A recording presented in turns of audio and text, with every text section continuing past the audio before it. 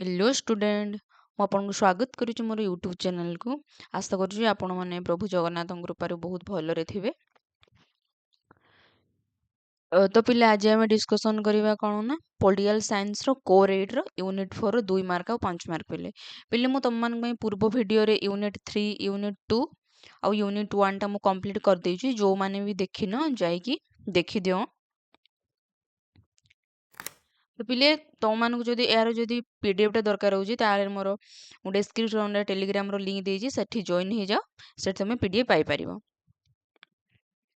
ତାହେଲେ ଡେରି ନକରି ଆମେ ପାଠଟି ଷ୍ଟାର୍ଟ କରିବା।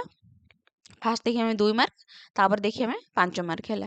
ସବୁ ପିଲେ ତୁମର ଇମ୍ପୋର୍ଟାଣ୍ଟ ଗୁଡ଼ାକ ତୁମେ 2 ମାର୍କ 5 ମାର୍କ ପଢ଼ିଲେ ପିଲେ ତୁମେ କ'ଣ ନା ଏଇଠି ତୁମର କ'ଣ 1 ମାର୍କ ମଧ୍ୟ ଆସିବ। ତ 1 ମାର୍କ ମୁଁ କ'ଣ ତୁମର ଡିସ୍କସନ୍ କରୁନି। ଏଇ 2 ମାର୍କ 5 ମାର୍କ ତୁମେ ଯଦି ଦେଖିଦେବ ତା ସହିତ ଲଙ୍ଗ୍ କ୍ୱେଶ୍ଚନ୍ ଯଦି ଦେଖିବ ତୁମେ ସେଇଥିରୁ ତୁମର 1 ମାର୍କ ପାଇଯିବ ପିଲେ। ତାହେଲେ ଷ୍ଟାର୍ଟ କରିବା। ଫାଷ୍ଟ କ୍ୱେଶ୍ଚନ୍ କ'ଣ ଅଛି ପିଲେ ନା ମିଳିତ ପ୍ରଗତିଶୀଳ ମେଣ୍ଟ।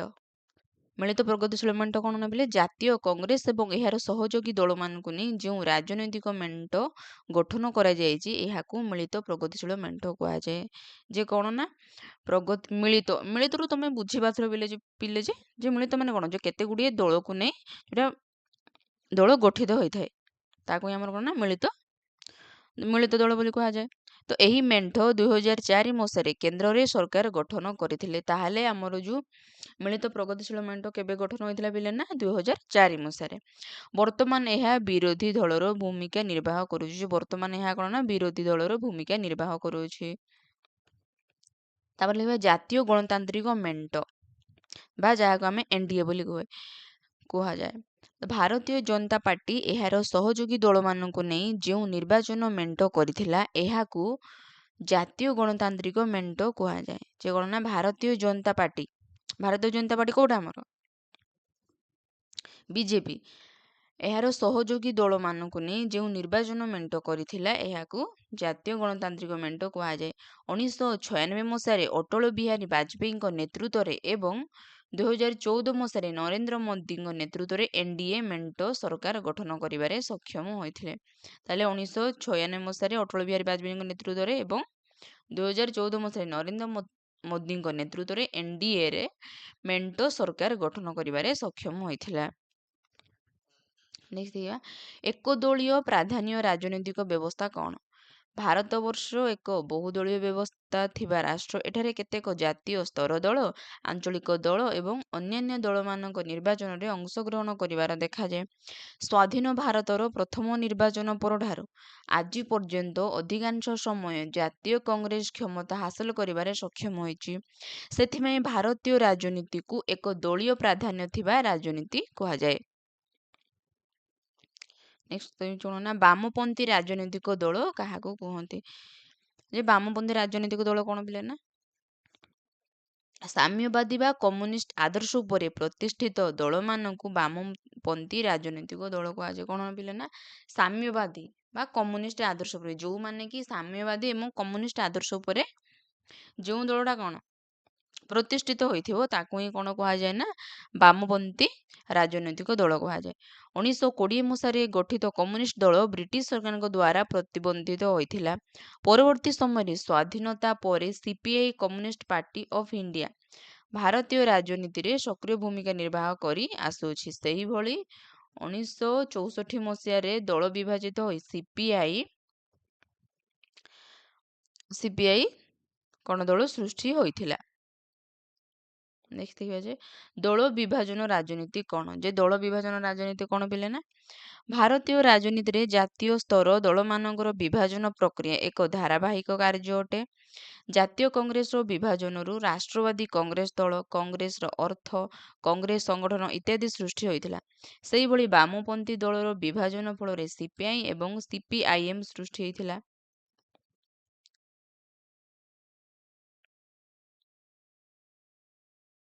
ଦେଖିଦେବେ ଭାରତୀୟ ରାଜନୀତିରେ ଜାତୀୟ ସ୍ତର ଦଳମାନଙ୍କର ବିଭାଜନ ପ୍ରକ୍ରିୟା ଏକ ଧାରାବାହିକ କାର୍ଯ୍ୟ ଅଟେ। ଜାତୀୟ କଂଗ୍ରେସର ବିଭାଜନରୁ ରାଷ୍ଟ୍ରବାଦୀ କଂଗ୍ରେସ ଦଳ, କଂଗ୍ରେସ ଅର୍ଥ କଂଗ୍ରେସ ସଂଗଠନ ଇତ୍ୟାଦି ସୃଷ୍ଟି ଯେ ଗୋଟିଏ କ'ଣ ଯେ ଜାତୀୟ ଦଳଟା ଯେତେବେଳେ ବିଭାଜନ ହୁଏ ତାକୁ ହିଁ ଆମର କ'ଣ କୁହାଯାଏ ନା ଦଳ ବିଭାଜନ ରାଜନୀତି। ଯେମିତି ଆମର ଯୋଉ ଜାତୀୟ କଂଗ୍ରେସ ବିଭାଜନ ହେଇକି କ'ଣ କ'ଣ ସୃଷ୍ଟି ହେଲା ନା କଂଗ୍ରେସ ଅର୍ସ କଂଗ୍ରେସ ସଂଗଠନ ଇତ୍ୟାଦି ସୃଷ୍ଟି ହେଇଥିଲା। ସେଇଭଳି ବାମପନ୍ଥୀ ଦଳର ବିଭାଜନ ଫଳରେ ସେଇଭଳି କ'ଣ ଯେ ବାମପନ୍ଥୀ ଗୋଟେ ରାଜନୈତିକ ଦଳ ମଧ୍ୟ କ'ଣ ହେଲା ବିଭାଜନ ଫଳରେ କ'ଣ ହେଲା ସିପିଆଇ ଏବଂ ସିପିଆଇଏମ୍ ସୃଷ୍ଟି ହୋଇଥିଲା। ଭାରତୀୟ ଜାତୀୟ କଂଗ୍ରେସ 1885 ମସିହାରେ ଗଠିତ ଭାରତୀୟ ଜାତୀୟ କଂଗ୍ରେସ ଦେଶର ସର୍ବପୁରାତନ ଦଳ ଅଟେ। ପିଲେ ମନେ ରଖିବ ଯେ ଦେଶର ସର୍ବପୁରାତନ ଦଳ କ'ଣ ନା ପିଲେ ନା ଭାରତୀୟ ଜାତୀୟ କଂଗ୍ରେସ ହେଲା। କେବେ ଗଠିତ ହୋଇଥିଲା ନା 1885 ମସିହାରେ। ଦେଖ ପିଲେ ତମେ ଯେତେବେଳେ 2 ମାର୍କର ଆମେ ଯୋଉ ପଢିଲୁ ସେଠାରୁ ତମେ କ'ଣ 1 ମାର୍କ ମଧ୍ୟ ପାଇଗଲେ ହଁ କି ନାହିଁ। ଯେ ତମକୁ ଯଦି ଆସିବ ଯେ ଭାରତର ସର୍ବପୁରାତନ ଦଳ କ'ଣ ଲେଖିବ ତମେ ଭାରତୀୟ ଜାତୀୟ କଂଗ୍ରେସ କେବେ ଗଠିତ ହୋଇଥିଲା ନା 1885 ମସିହାରେ। ସେଇଥିପାଇଁ ତମେ 2 ମାର୍କ 5 ମାର୍କ ଲଙ୍ଗ କୋଶ୍ଚିନରେ ଭଲସେ ପଢ 1 ମାର୍କ ତମେ ଆରାମସେ ଲେଖିପାରିବ। ତାହେଲେ ଦେଖ ଆଲାନ ଅକ୍ଟାଭିଆନ ହ୍ୟୁମଙ୍କ ପ୍ରରୋଚନାରେ ଉମେଶ ଚନ୍ଦ୍ର ବାନାର୍ଜୀଙ୍କ ସଭାପତିତ୍ୱରେ ଗଠିତ ଜାତୀୟ କଂଗ୍ରେସ ସ୍ୱାଧୀନତା ସଂଗ୍ରାମରେ ମୁଖ୍ୟ ଭୂମିକା ଗ୍ରହଣ କରିଥିଲେ। ତାର ଏହାର ପ୍ରତିଷ୍ଠାତା କିଏ ନା ଆଲାନ ଅକ୍ଟାଭିଆନ ହ୍ୟୁମ ହେଲା ମନେ ରଖିବ ବୋଲି। ଭାରତୀୟ ଜନତା ପାର୍ଟି ବିଜେପି କେବେ ଗଠନ କରାଯାଇଥିଲା ନା 1980 ମସିହାରେ ଅଟଳ ବିହାରୀ ବାଜପେୟୀଙ୍କ ନେତୃତ୍ୱରେ ମୂଳ ଜନତା ଦଳରୁ ବିଭାଜିତ ହୋଇ ଭାରତୀୟ ଜନତା ଦଳ ଗଠନ କରିଥିଲା। ଏହି ଦଳ ବର୍ତ୍ତମାନ ଦେଶର 2014 ନିର୍ବାଚନରେ ସଂଖ୍ୟାଗରିଷ୍ଠତା ହାସଲ କରି ସରକାର ଗଠନ କରିଛନ୍ତି। ଯେ ବିଜେପି ତାହେଲେ କେବେ ଗଠନ କରିଥିଲେ ପିଲେ ନା 1980 ମସିହାରେ କାହା ନେତୃତ୍ୱରେ ନା ଅଟଳ ବିହାରୀ ବାଜପେୟୀ। ସର୍ଟ କୋଶ୍ଚିନ୍ ବିଲେ ତମେ ନୋଟ୍ସ କରୁଥାଅ। ତମେ ତ ପୁରା 2 ମାର୍କ ପୁରା ନୋଟ୍ସ କରିଦେବ। ତମେ ସେଠୁ ପଢିଲେ ତମର 1 ମାର୍କ ମଧ୍ୟ ମିଳିବ ପିଲେ। ଯେତିକି କହୁଛି ତମେ ସବୁ ନୋଟ୍ସ କର ପିଲେ। ଯୋଉ ଦଳ କ'ଣ ଯୋଉ ଦଳ ସଂଖ୍ୟା ଗରିଷ୍ଠତା ହାସଲ କରିବ ସେଇ ଦଳ କ'ଣ ଯେ ସରକାର ଗଠନ କରିବ। ଯେମିତି ଆମର 2014 ମସିହାରେ ବିଜେପି ସଂଖ୍ୟା ଗରିଷ୍ଠତା ହାସଲ କଲା ଯାହାଫଳରେ କି ସେ ସରକାର ଗଠନ କଲା ପିଲେ। କମ୍ୟୁନିଷ୍ଟ ପାର୍ଟି କ'ଣ 1924 ମସିହାରେ ଗଠିତ ହୋଇଥିବା ସାମ୍ୟବାଦୀ ଦଳ ପରବର୍ତ୍ତୀ ସମୟରେ ଭାରତୀୟ କମ୍ୟୁନିଷ୍ଟ ଦଳରେ ପରିଣତ ହୋଇ ଦେଶର ରାଜନୀତିରେ ସକ୍ରିୟ ଭୂମିକା ଗ୍ରହଣ କରିଛି। ଯେମିତି ପଶ୍ଚିମବଙ୍ଗ କେରଳ ତ୍ରିପୁରା ଆଦି ରାଜ୍ୟରେ ହୋଇ ସଂଗଠନ ଦେଖିବାକୁ ମିଳେ।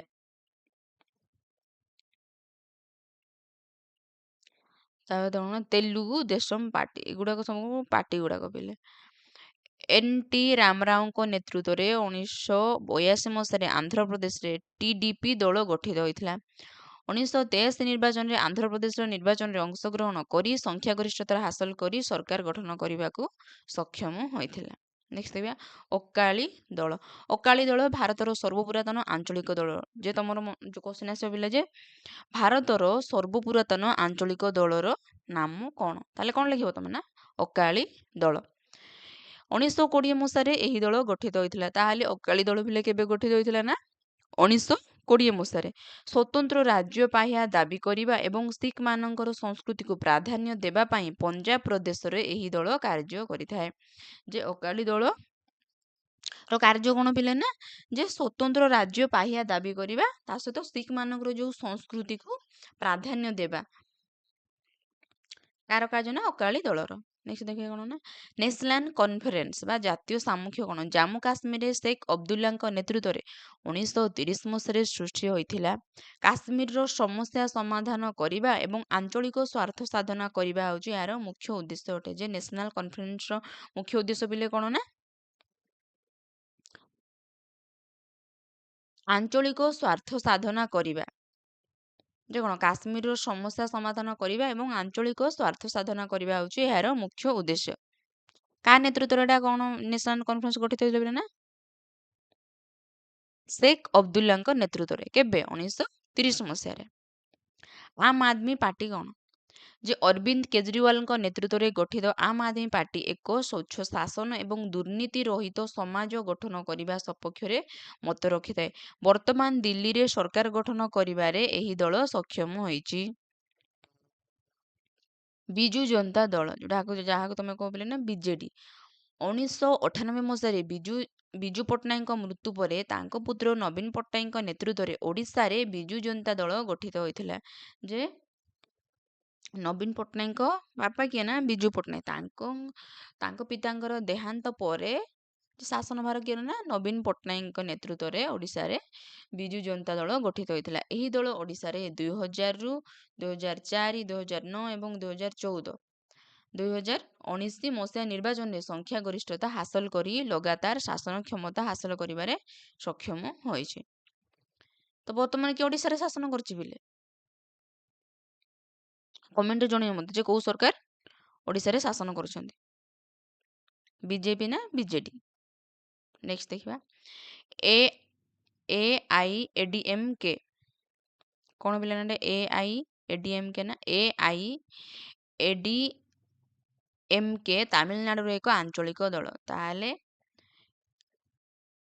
AIADMK କେଉଁଠାରୁ ଦଳ ପିଲେ ନା ତାମିଲନାଡୁର ଏକ ଆଞ୍ଚଳିକ ଦଳ। 1972 ମସିହାରେ ମୂଳ DAOK ଦଳରୁ ବିଭାଜିତ ହୋଇ MD ରାମଚନ୍ଦ୍ରଙ୍କ ନେତୃତ୍ୱରେ ଏହି ଦଳ ଗଠିତ ହୋଇଥିଲା। ପରବର୍ତ୍ତୀ ସମୟରେ ଜୟଲଳିତା ଏହି ଦଳର ମୁଖ୍ୟ ଭାବେ କାର୍ଯ୍ୟନିର୍ବାହ କରିଥିଲେ। ଯେ ତମେ ପିଲେ ମନେ ରଖିବ ଯେ ଆମର ଯୋଉ ରାଜନୈତିକ ଦଳ ରହିଲା କେବେ କେତେ ମସିହାରେ ତା ଗଠନ ହୋଇଥିଲା ଏବଂ କାହା ନେତୃତ୍ୱରେ? ଦେଖିବା ଆସାମ ଗଣ ପରିଷଦ। 1985 ମସିହାରେ ଆସାମର ଛାତ୍ର ନେତା ପ୍ରଫୁଲ୍ଲ ମହାନ୍ତିଙ୍କ ନେତୃତ୍ୱରେ ଗଠିତ ଆସାମ ଗଣ ପରିଷଦ ଏକାଧିକ ବାର ରାଜ୍ୟରେ ସରକାର ଗଢ଼ିବାକୁ ସକ୍ଷମ ହୋଇଥିଲେ। 1985 ମସିହାରେ ଜାତୀୟ ରାଜନୀତିରେ ମଧ୍ୟ ଏହି ଦଳ ଜାତୀୟ ସାମୁଖ୍ୟ ସରକାରର ଏକ ଅଂଶୀଦାର ଦଳ ଥିଲା। ଶିବସେବା। ମହାରାଷ୍ଟ୍ରର ଆଞ୍ଚଳିକ ଦଳ ହେଉଛି ଶିବସେନା। ଯେ ମହାରାଷ୍ଟ୍ରର ଆଞ୍ଚଳିକ ଦଳ କ'ଣ ପିଲେ ନା ଶିବସେନା ବାଲ ଠାକରେଙ୍କ ନେତୃତ୍ୱରେ ଗଠିତ ହୋଇଥିଲା। ଏହାର ମୁଖ୍ୟ ଉଦ୍ଦେଶ୍ୟ ହେଉଛି ଜାତୀୟତାବାଦ ଏବଂ ମୂଲ୍ୟ ଭିତ୍ତିକ ରାଜନୀତି। ବର୍ତ୍ତମାନ ଏହି ଦଳ ବିଜେପି ସହ ମିଳିତ ହୋଇ ମହାରାଷ୍ଟ୍ରର ମେଣ୍ଟ ସରକାର ଗଠନ କରିଛି। ତୃଣମୂଳ କଂଗ୍ରେସ କ'ଣ ନା ମିଳେ? ତୃଣମୂଳ କଂଗ୍ରେସ ହେଉଛି ପଶ୍ଚିମବଙ୍ଗର ଏକ ଆଞ୍ଚଳିକ ଦଳ। ମମତା ବାନାର୍ଜୀଙ୍କ ନେତୃତ୍ୱରେ ଗଠିତ ଏହି ଦଳ ବର୍ତ୍ତମାନ ସେଠାର ସରକାର ଗଠନ କରିଛି। ଯେ ତୃଣମୂଳ ହେଉଛି କ'ଣ ମିଳେ ନା ପଶ୍ଚିମବଙ୍ଗର ଏକ ଆଞ୍ଚଳିକ ଦଳ ପିଲେ। କାହା ନେତୃତ୍ୱରେ ଗଠିତ ହୋଇଥିଲା ନା ମମତା ବାନାର୍ଜୀଙ୍କର। ମତଦାନ ଆଚରଣ କ'ଣ ପିଲେ ମତଦାନ ଆଚରଣ ଦେଖିବା। ନିର୍ବାଚନରେ ମତଦାତାମାନେ ସାଧାରଣତଃ ଯେଉଁ ପ୍ରବୃତ୍ତି ପ୍ରଦର୍ଶନ କରନ୍ତି ଏହାକୁ ମତଦାନ ଆଚରଣ କୁହାଯାଏ। ମତଦାନ ହେଉଛି ନିର୍ବାଚନରେ କୌଣସି ପ୍ରାର୍ଥୀ କିମ୍ବା ଦଳ ପ୍ରତି ଜଣେ ମତଦାତାଙ୍କର ଅଧିମାନ୍ୟ ବିଚାରଧାରାକୁ ମତଦାନ ଆଚରଣ କୁହାଯାଏ। ନେକ୍ସଟ ଦଳ ପ୍ରତି ଆନୁଗତ୍ୟତା କ'ଣ ପିଲେ? ଯେତେବେଳେ ଜଣେ ମତଦାତା କୌଣସି ରାଜନୈତିକ ଦଳର ଆଦର୍ଶ ଓ ନୀତିକୁ ସମର୍ଥନ କରି ଦଳ ପ୍ରତି ଅଙ୍ଗୀକାରବଦ୍ଧ ହୋଇ ପ୍ରଚାର ପ୍ରସାରରେ ନିଜକୁ ସାମିଲ କରିଥାଏ ଏବଂ ଦଳର ସମସ୍ତ କାର୍ଯ୍ୟକ୍ରମରେ ସକ୍ରିୟ ଅଂଶଗ୍ରହଣ କରିଥାଏ ଏବଂ ମତଦାନ ଦ୍ୱାରା ଦଳ ପ୍ରତି ସମର୍ଥନ ପ୍ରକାଶ କରେ ଏହାକୁ ଦଳ ପ୍ରତି ଆନୁଗତ୍ୟତା କୁହାଯାଏ। ଯେ ଦଳ ପ୍ରତି ଆନୁଗତ୍ୟତା କହିଲେ କ'ଣ ପିଲେ ଯେ ଗୋଟେ ଦଳ ପ୍ରତି କ'ଣ ଯେ ନିଷ୍ଠାର ସହିତ ସେ ଦଳ ପ୍ରତି କ'ଣ ଭଲ ପାଇବା ଆସିବ। ସେଇ ଦଳକୁ କ'ଣ ଯେ ପ୍ରଚାର ପ୍ରସାର କରିବା ପାଇଁ ନିଜକୁ କ'ଣ ସାମିଲ କରିବା ତାହାକୁ ହିଁ ଆମର କ'ଣ ନା ସେଇ ଦଳ ପ୍ରତି ବା ଆନୁଗତ୍ୟ ବୋଲି କୁହାଯାଏ। ଜାତି ବ୍ୟବସ୍ଥା କିପରି ମତଦାନ ଆଚରଣକୁ ପ୍ରଭାବିତ କରେ? କେତେକ ନିର୍ଦ୍ଦିଷ୍ଟ ରାଜନୈତିକ ଦଳ ଏକ ନିର୍ଦ୍ଦିଷ୍ଟ ଜାତିର ସମର୍ଥନ ହାସଲ କରିବା ପାଇଁ ସମ୍ପୃକ୍ତ ମତଦାତା ମାନଙ୍କର ଆଚରଣକୁ ପ୍ରଭାବିତ କରେ ଏହାକୁ ଜାତିବାଦ ରାଜନୀତି କୁହାଯାଏ। ସମ୍ପୃକ୍ତ ଜାତିର ମତଦାତାମାନେ ସେହି ଦଳର ପ୍ରତିନିଧିମାନଙ୍କୁ ନିର୍ବାଚନରେ ସମର୍ଥନ କରନ୍ତି ଏବଂ ମତଦାନ କରିଥାନ୍ତି। ନେକ୍ସଟ କ'ଣ ଦେଇଛି? ଲିଙ୍ଗଗତ ବିଭେଦତା କିପରି ମତଦାନ ଆଚରଣକୁ ପ୍ରଭାବିତ କରେ ବୋଲେ ଯେ ଆମର ଯେଉଁ ଲିଙ୍ଗଗତ ବିଭେଦତା ଅଛି ତାହା କିପରି ଆମର ମତଦାତା ଆଚରଣକୁ ପ୍ରଭାବିତ କରେ ଦେଖିବା ବେଲେ ନା ମତଦାନ ଆଚରଣକୁ ପ୍ରଭାବିତ କରୁଥିବା ଏକ ପ୍ରମୁଖ ପ୍ରସଙ୍ଗ ହେଉଛି ଲିଙ୍ଗଗତ ପ୍ରଭାବ।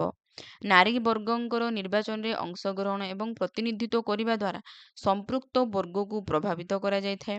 ନାରୀମାନଙ୍କୁ ସମାଜରେ ସମାନ ମର୍ଯ୍ୟାଦା ପ୍ରଦାନ କରିବା ନିର୍ବାଚନରେ ଇସ୍ତାହାର ପ୍ରକାଶ ହୋଇଥାଏ। ନେକ୍ସଟ ଦେଇଛି କ'ଣ ନା ମତଦାନ ଆଚରଣକୁ ଧର୍ମ ବା ସମ୍ପ୍ରଦାୟ କିପରି ପ୍ରଭାବିତ କରେ?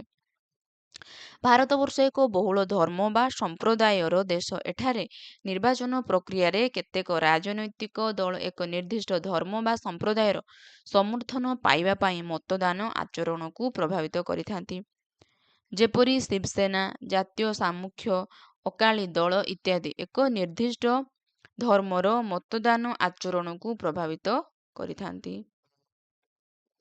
ଆଞ୍ଚଳିକ ପ୍ରତିନିଧିତ୍ୱ କ'ଣ? ଆଞ୍ଚଳିକ ପ୍ରତିନିଧିତ୍ୱ କ'ଣ ଦେଖିବା ପିଲେ ନା, ଏକ ନିର୍ଦ୍ଦିଷ୍ଟ ଅଞ୍ଚଳରେ ବସବାସ କରୁଥିବା ସମସ୍ତ ମତଦାତାମାନେ ସେହି ନିର୍ଦ୍ଦିଷ୍ଟ ଅଞ୍ଚଳର ପ୍ରତିନିଧି ବାଛିବା ପ୍ରକ୍ରିୟାକୁ ଆଞ୍ଚଳିକ ପ୍ରତିନିଧିତ୍ୱ କୁହାଯାଏ। ଯେ କ'ଣ ପିଲା, ଗୋଟେ ଅଞ୍ଚଳରେ ବସବାସ କରୁଥିବା ଜନସାଧାରଣ ମାନେ ସେହି ଅଞ୍ଚଳର ଯେଉଁ ପ୍ରତିନିଧି ବାଛିଥାନ୍ତି ତାହାକୁ ଆମର କ'ଣ କୁହାଯାଏ ନା ଆଞ୍ଚଳିକ ପ୍ରତିନିଧିତ୍ୱ। ନେତୃତ୍ୱର ପ୍ରଭାବ କିପରି ମତଦାନ ଆଚରଣକୁ ପ୍ରଭାବିତ କରିଥାଏ?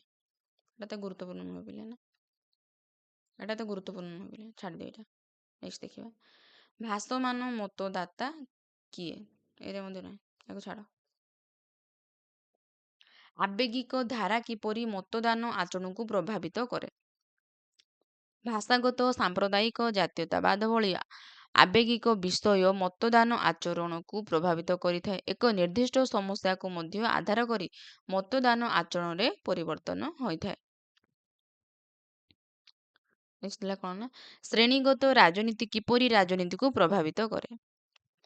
ଧନିକ ଶ୍ରେଣୀମାନେ ରାଜନୈତିକ ଦଳମାନଙ୍କୁ ପୃଷ୍ଠପୋଷକତା କରିଥାନ୍ତି। ଏହାକୁ କର୍ପୋରେଟ ପ୍ରଭାବିତ ରାଜନୀତି କୁହାଯାଏ।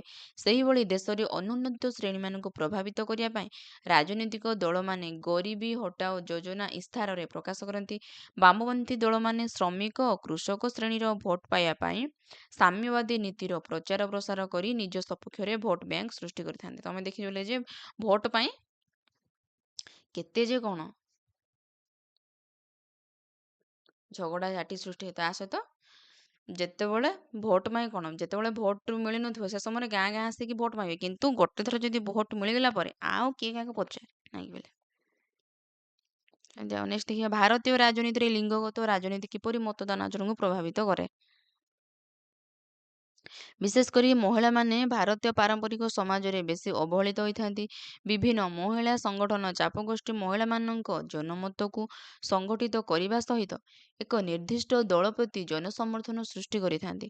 ମହିଳା ସ୍ୱୟଂ ସହାୟକ ଗୋଷ୍ଠୀଗୁଡ଼ିକ ପ୍ରତ୍ୟକ୍ଷ ଭାବରେ ମତଦାନ ଆଚରଣକୁ ପ୍ରଭାବିତ କରିଥାନ୍ତି। ସଂରକ୍ଷଣ ରାଜନୀତି କ'ଣ ପିଲେ? ଭାରତରେ କେତେକ ଅବହେଳିତ ବର୍ଗଙ୍କୁ ସ୍ୱତନ୍ତ୍ର ସଂରକ୍ଷଣ ପ୍ରଦାନ କରାଯାଏ। ଚାକିରି, ସାମାଜିକ ପ୍ରତିଷ୍ଠାନ,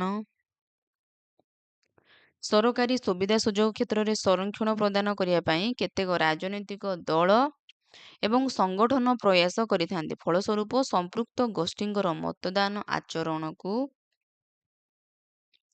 ପ୍ରଭାବିତ କରାଯାଏ।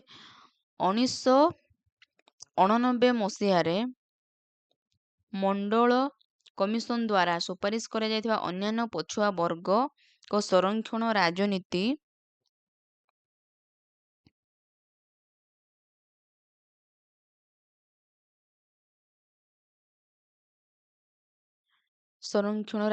ଜାତୀୟ ସାମୁଖ୍ୟ ସରକାରରେ ମୁଖ୍ୟ ଆୟୁଧ ଥାଏ।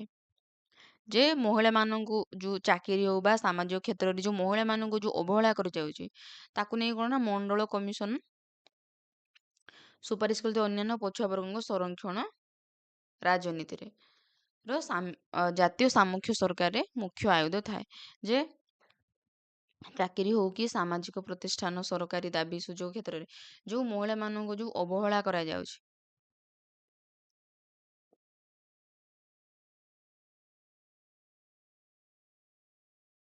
ପିଲେ, ମହିଳାମାନଙ୍କୁ ନୁହେଁ, ଟିକେ ମୁଁ ଆବସେଣ୍ଟ ମାନିଥିଲି ଯେ ଭାରତୀୟ କେତେକ ଅବହେଳିତ ବର୍ଗଙ୍କୁ, ଯେଉଁ ଆମର ସମାଜରେ ଯେଉଁ ଅବହେଳିତ ବର୍ଗ ରହିଲେ ତାଙ୍କ ପାଇଁ ଯେଉଁ ଚାକିରି ବା ସାମାଜିକ ପ୍ରତିଷ୍ଠାନ, ସରକାରୀ ସୁବିଧା ସୁଯୋଗ କ୍ଷେତ୍ରରେ ଯେଉଁ ସଂରକ୍ଷଣ, ତାକୁ ଆମର କ'ଣ ନା ସଂରକ୍ଷଣ ରାଜନୀତି କୁହାଯାଏ। ନେକ୍ସଟ ଦେଖିବା,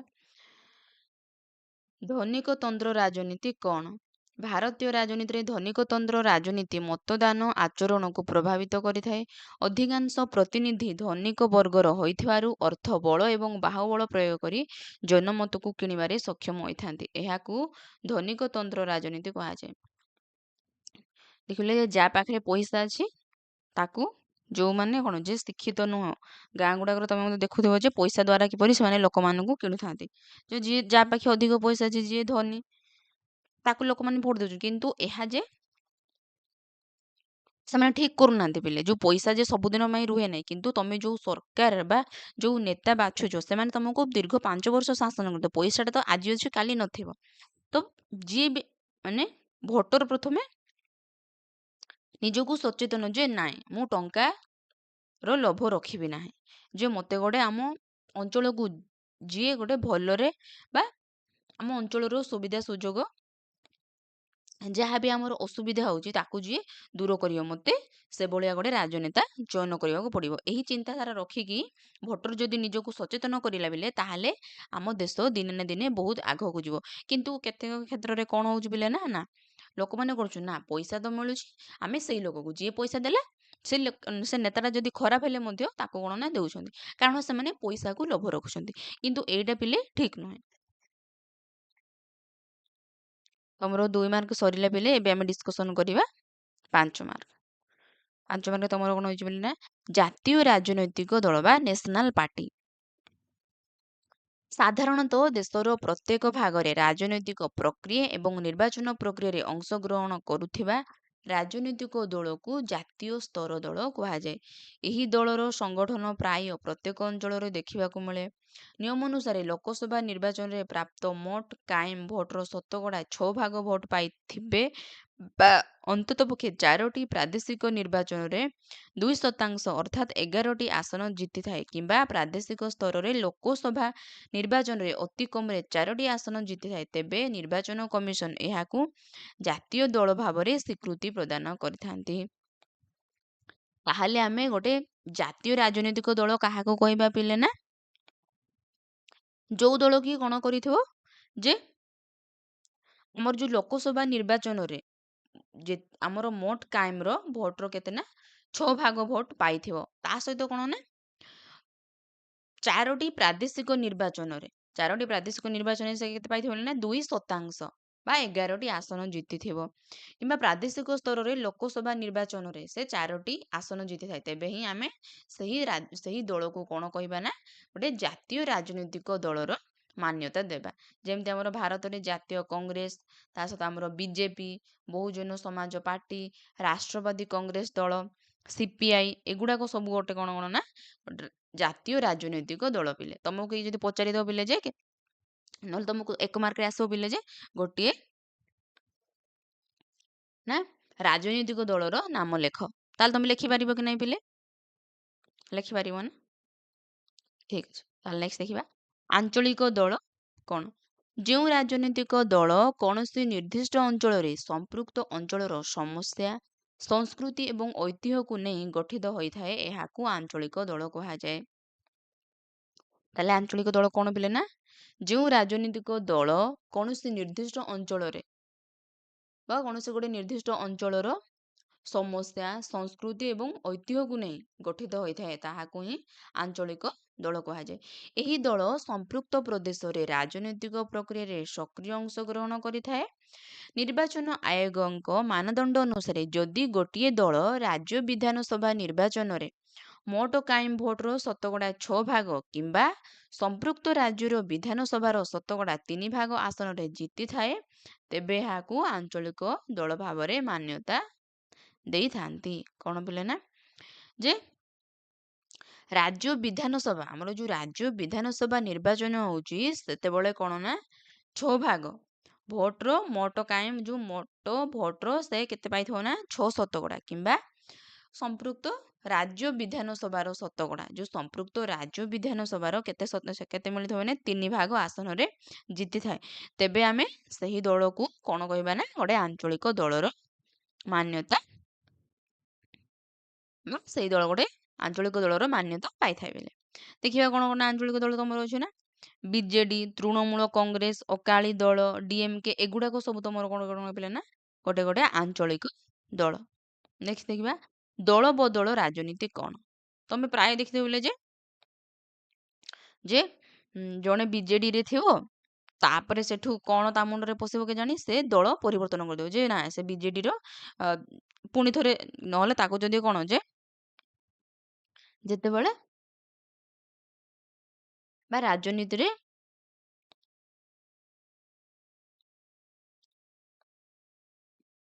ବା ଟିକେଟ୍ ତାକୁ ଯେତେବେଳେ ମିଳିନଥାଏ ସେ କ'ଣ ନା ଦଳ ପରିବର୍ତ୍ତନ କରିଥାଏ। ବିଜେଡ଼ିରେ ଥିବ ସେ ପରିବର୍ତ୍ତନ କରି ବିଜେପିକୁ ପଳେଇ ଆସିବ।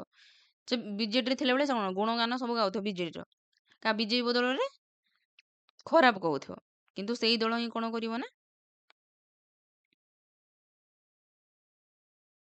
ସେ ଦଳକୁ ହିଁ ଆଉ ଗୋଟେ ଦଳକୁ ଯେ କ'ଣ ନାଇଁ ସେଇ ଦଳଟା ଭଲ ଏଇଟା ଏମିତି ସବୁ କ'ଣ ନା ରାଜନୀତିରେ ସବୁ ଚାଲୁଛି ବୋଲେ ଯେ କ'ଣ ଦେଖିବା ନା ଯେ ଭାରତରେ ପ୍ରଚଳିତ ବହୁଦଳୀୟ ବ୍ୟବସ୍ଥାରେ ଦଳବଦଳ ରାଜନୀତି ହେଉଛି ଏକ ପ୍ରମୁଖ ଘଟଣା। କ୍ଷମତା, ଅର୍ଥ ଲୋଭରେ ଗୋଷ୍ଠୀ ବିବାଦ ଏବଂ ସୁବିଧାବାଦୀ ଲକ୍ଷ୍ୟ ହାସଲ ପାଇଁ କୌଣସି ଦଳର ସ୍ୱୀକୃତିରେ ନିର୍ବାଚନ ଜିତିଥିବା ପ୍ରତିନିଧି ଅନ୍ୟ ଦଳରେ ସାମିଲ ହେବା ପ୍ରକ୍ରିୟାକୁ ଦଳବଦଳ ରାଜନୀତି କୁହାଯାଏ।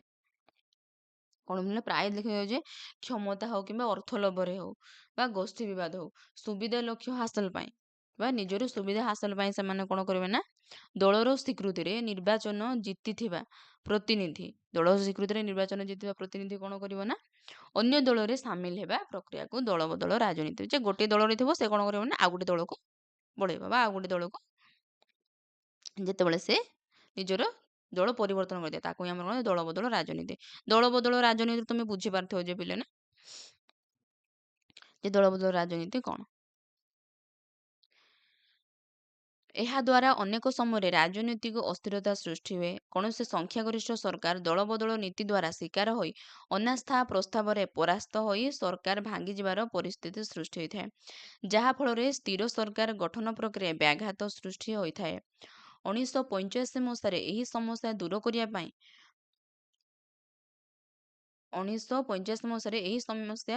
ପାଇଁ 52ତମ ସମ୍ବିଧାନ ସଂଶୋଧନ ଆଇନ ପ୍ରଣୟନ କରାଯାଇ ଦଳବଦଳ ନିରୋଧ ଆଇନ କାର୍ଯ୍ୟକାରୀ ହୋଇଥିଲା। ତାହେଲେ ଦଳବଦଳ ନିରୋଧ ଆଇନ କେବେ ସୃଷ୍ଟି ହେଇଥିଲା ପିଲେ ନା 1985 ମସିହାରେ 52ତମ ସମ୍ବିଧାନ ସଂଶୋଧନରେ। 1 ମାର୍କରେ ତମର ଆସିପାରେ ପିଲେ। ଭାରତୀୟ ଜାତୀୟ କଂଗ୍ରେସ 1985 ମସିହାରେ ଏଇଟା ତ ସବୁ ମୁଁ କହିଥିଲି ବିଲେ ଯେ ଭାରତୀୟ ଜାତୀୟ କଂଗ୍ରେସ କ'ଣ ଏଠି କେବଳ ଟିକେ ଅଧିକ କରିକି ଦେଲା ଦେଖିଦିଅ।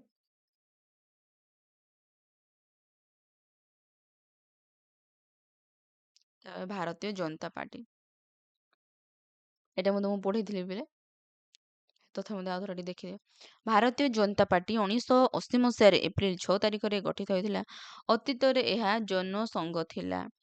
1977 ମସିହାରେ ଜନତା ଦଳ ଗଠନ ହେଲାବେଳେ ସେଥିରେ ସାମିଲ ହୋଇ ଏକ ମେଣ୍ଟ ଗଠନ କରିଥିଲା।